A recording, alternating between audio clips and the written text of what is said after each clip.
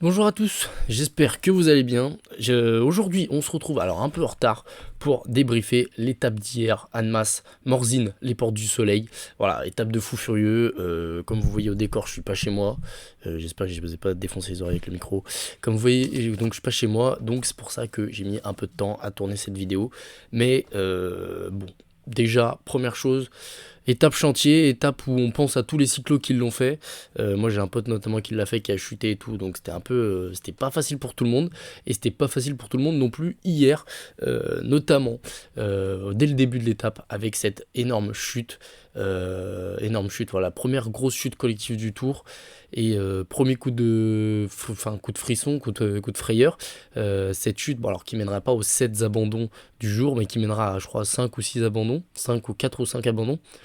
Sachant que depuis le début du tour, on va avoir une dizaine d'abandons, donc c'est déjà quand même beaucoup par rapport à ce qu'on a eu sur ce Tour de France. Bien que sur ce Tour de France, il faut le noter, il y a eu très très peu d'abandons, et ça c'est une très très bonne chose, et c'est très bien pour la course. Mais donc voilà, et ensuite Romain Bardet qui chute, et il me semble qu'il y avait un IF avec lui, je crois que c'est James Shaw, mais je ne veux pas dire de bêtises. Enfin, il y avait un IF avec lui qui a dû aussi rentrer à la maison, et Romain Bardet donc qui rentre à la maison, ainsi que 5 ou 6 coureurs, il y a Mentis notamment, qui jouait aussi le classement général dans cette grosse chute. Donc voilà, Romain Bardet, donc voilà, on pense à eux. Et à cette étape très difficile, et rendue aussi très difficile par la tentative d'une formation de l'échappée, comme on voit ici, 64 km de l'arrivée, col de la Ramaz, il y a 43 secondes, dû à une équipe Jumbo-Visma déchaînée, qui tout simplement a fait rouler toute la journée et a rendu cette étape ignoble, avec notamment Christophe Laporte et Nathan Van Hooijdonk, qui tiennent en respect des mecs comme voilà, comme Michael Woods, comme Giulio Ciccone, comme Thibaut Pinot. Il y avait Jorgensen, je sais plus qui c'était l'autre Movistar, mais enfin voilà, avec quand même du monde. Et on voit quand même que en 100, il y avait combien? Il y avait 150 bornes. En 90 bornes, ils ont pris 40 secondes à ce peloton en se faisant la peau, hein, et en s'attaquant tout le long. Donc ouais, l'équipe Jumbo-Visma qui avait décidé de durcir, comme j'avais dit, hein, ces étapes qui convenaient mieux à Jonas Vingegaard du fait que sa filière était plus endurante, enfin en tout cas là où il est le meilleur, c'est plus dans l'endurance que dans le punch, comme les Pogacar par exemple. Et donc bah, c'est ce qu'ils ont voulu faire, ils ont fait rouler toute la journée, mais malheureusement il n'y a pas le facteur X comme l'an dernier avec Roglic.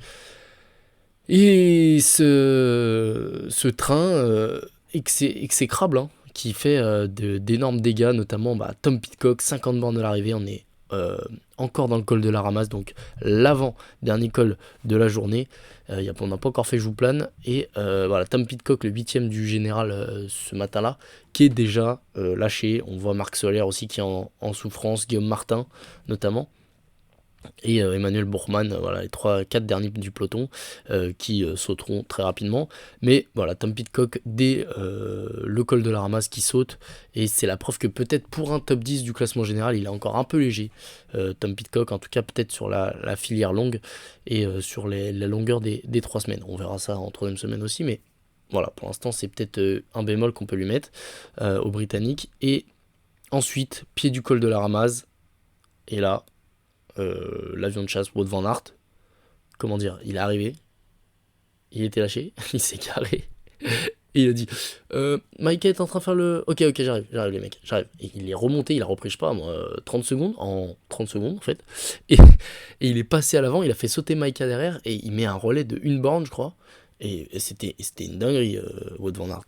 Honnêtement, t'avais des mecs Godu lâchés, Simon Yates lâché, machin, et lui il passe comme ça à côté, normal, genre, comme si comme si c'était ses petits, genre. C'est n'importe quoi ce mec, c'est n'importe quoi cette équipe aussi, hein, Nathan Van Hooijdonk et Christophe Laporte, les mecs c'est des sprinteurs, des mecs qui sont forts sur les pavés, et dans le col du feu, je me souviens plus des deux autres cols, ils tiennent en respect Thibaut Pinot notamment. C'est n'importe quoi, une dinguerie. Et à la suite de cet énorme train de la Jumbo-Visma, c'est finalement Adam Yates qui conclura le travail. On le voit pas là, mais c'est Adam Yates qui mettra le dernier relais. Adam Yates, le niveau qu'il a sur ce Tour de France aussi, faudra en parler aussi, hein. Mais ouais, c'était une dinguerie. Et voilà, on voit David Gaudu est déjà à 2,37, Simon Yates pardon, est déjà à 1,34. Hindley 40 secondes, et on a Tadej Pogacar qui se permet d'attaquer à 4 bornes de l'arrivée et qui met une sacrée attaque. Vingegaard qui tente pas très longtemps de le suivre, qui voilà, tout de suite on voit il prend 1 ou 2 mètres et il restera justement à une vingtaine, trentaine de mètres. Jonas Vingegaard, on voit l'écart 3 secondes et c'est resté tout souvent entre ça. Je pense que l'écart maximum ça a dû 7 secondes peut-être, et c'est resté très très longtemps comme ça. Et en fait, c'est ce qu'on a vu aussi au Puy-de-Dôme, c'est que Vingegaard il suit pas l'accélération de Pogacar parce qu'il peut, ou alors enfin il peut la suivre, mais s'il la suit, il se met carpette, et du coup il préfère prendre 5-6 secondes sur l'attaque de Pogacar qui est monstrueuse, mais ensuite comme dirait David Gaudu, il tamponne, voilà, il maintient l'écart et il finit par rentrer sur le sommet, sachant qu'il rentre à peu près à 2 bornes, hein, un peu après ce screen là, et ensuite ils font du surplace jusqu'aux 500 mètres où Tadej Pogacar décide d'attaquer pour aller prendre la bonif, et devant on a la moto qui bloque l'autre moto, hein, la fusée. D'habitude c'est un peu l'inverse, mais là la moto qui bloque la fusée Pogacar, et c'est quand même dommage pour le spectacle. Alors côté éthique, on va pas trop revenir dessus, mais s'ils s'étaient pas arrêtés dans les 2 derniers kilomètres, ils auraient sûrement battu le record de Pantani. Donc c'est assez bizarre. Mais en tout cas, côté spectacle, la moto qui nous a tué le spectacle, tout simplement, de ces 500 derniers mètres, où Vingegaard aurait sûrement lâché 4-5 mètres, comme ici en fait. Il aurait peut-être pris 3-4 secondes, et ça aurait peut-être suffi à Pogacar pour se lancer dans la descente et pour accélérer dans la descente et lâcher totalement le Danois. Ça on ne le saura jamais. Parce que au sommet, Pogacar attend, et à 100, même pas 100 mètres de l'arrivée, on a Vingegaard qui met son attaque. Moi je me disais, mais qu'est-ce qu'il fait Vingegaard? Pourquoi il sort pas? Pourquoi il y va pas? Et en fait, la question elle se pose aussi pour Pogacar, pourquoi il n'y a pas été plus tôt? Parce que sachant que c'est lui qui a le meilleur punch, et on voit que, et Vingegaard ira chercher les bonifs en haut du plan, puisqu'il y avait des bonifications à prendre en haut du géant des Alpes, enfin d'un des géants des Alpes, et finalement c'est Vingegaard qui va aller chercher ces 3 secondes de bonification, puisqu'il a pris 8 secondes, mais Pogacar en a pris 5, donc ça fait 5 plus 5, enfin 8 moins 5, ça fait 3. Donc il prendra 3 secondes d'avance sur le Slovène à ce moment-là. Et ensuite, il se lance dans la descente. Alors, j'ai pas la fin, mais bon, vous avez la minia. Avec la victoire de Carlos Rodriguez qui sera rentré à ce moment-là. On voit qu'à un moment, il était quand même à 1,06 hein, du maillot jaune. Au moment où ils arrivent dans les 2-3 derniers kilomètres, il a plus d'1 minute. Et ils sont bien regardés dans ces 2 derniers kilomètres, puisque là, on voit qu'à 500 mètres du sommet, il est à 30 secondes. Ce qui fait que, ouais, ils sont quand même bien regardés. Et Rodriguez en profitera dans la descente et ira chercher cette magnifique victoire. On va aller sur PCS vite fait pour le classement du jour, parce que je pense qu'il est quand même lourd de sens, ce classement, puisqu'on voit Rodriguez qui s'impose devant Pogacar et Vingegaard, mais derrière, dites-vous que les mecs quand même ont perdu plus d'1 minute sur Rodriguez, du coup, dans les 2 derniers kilomètres quand ils sont regardés. Jane Lay finit à 1,46, sachant qu'il était 3ème le matin même, avec Félix Gall.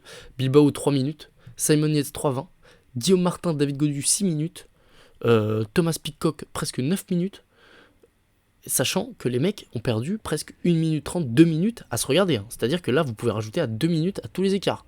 Donc, imaginez, Jane Lay a presque 4 minutes, Bilbao 5, Guillaume Martin, David Gaudu 8, Thomas Pidcock plus de 10, sachant que Pidcock fait 12ème de l'étape. C'est quand même une dinguerie. Et autre chose sur lequel j'aimerais revenir, c'est cet homme-là, Thibaut Pinot, qui tente les échappées, qui, on le sait, ne pourra pas rivaliser au classement général. D'ailleurs, en parlant de classement général, on va voir, il a perdu 3 places hier. Bon, après, c'est normal, mais il a 23 minutes, donc il est super loin. Il est même à 10 minutes du top 10, donc il pourra pas, même un top 10 semble assez compromis, et le mec ne se relève pas. Par exemple, Giulio Ciccone, je sais pas où il finit, Ciccone. Il finit 45ème à 27 minutes, alors que Ciccone avait des meilleures jambes, honnêtement, on va pas se mentir.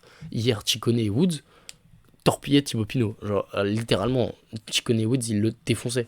Et on l'a bien vu dans le col du... celui où ils sortent pour faire les points, là, ça devait être le col du feu, je pense, ou le col du cou. Thibaut Pinot qui tente de suivre vite fait. Bon, il sent que quand même il a pas trop les jambes, mais il sent que c'est quand même une attaque qui va lui rester dans les jambes. Donc il ne sent pas de suivre non plus. Il joue pas sa vie quoi. Mais il prend une tempête tout de suite quoi. Donc Thibaut Pinot, si demain il sort, enfin si aujourd'hui plutôt, sur cette étape, il sort avec Ciccone et Woods, il se fait torpiller et on le sait déjà. Et c'est ça qui me fait peur. Il ne se relève pas le mec et il finit à 20ème de l'étape quoi. Je trouve ça assez bizarre, assez dommage. Enfin, honnêtement, Pinot faire top 15 sur le classement du tour, c'est pas non plus. Enfin, on s'en fout quoi. Le mec a déjà fait podium. Le seul truc qui peut nous chercher et nous faire vibrer, c'est une étape. Parce que là, même le maillot à poids, c'est terminé. Hein. Le maillot à poids, Vingegaard, il a 50 points, c'est mort. Et, euh, et donc, bon, bah voilà, Thibaut Pinot, comportement assez étonnant. Et nouveau classement général avec Vingegaard qui a repris une seconde à Pogacar. Pour moi, tout se jouera dans la Lose. Hein. Le compte là, aujourd'hui, je vois pas d'écart important. Et, euh, et demain, et sur le compte la montre non plus, il y a 20 bornes. Il n'y aura pas de gros écart. Pour moi, ça se jouera dans la Lose parce que la Lose, c'est la seule étape, je pense, où ça se fera vraiment à la jambe complet. Je vais essayer de trouver ça parcours. Et, euh, et en fait, pour moi, du coup, c'est juste que. Non, pourquoi ils mettent l'étape 1? Bref, ah bah oui, vas-y, mets du son, t'as raison. Et du coup, non, mais l'étape d'aujourd'hui, je vais la trouver. Mais c'est juste que, voilà, du coup, c'est assez étonnant je trouve ça assez étonnant, en fait, que, euh, bah, tout simplement.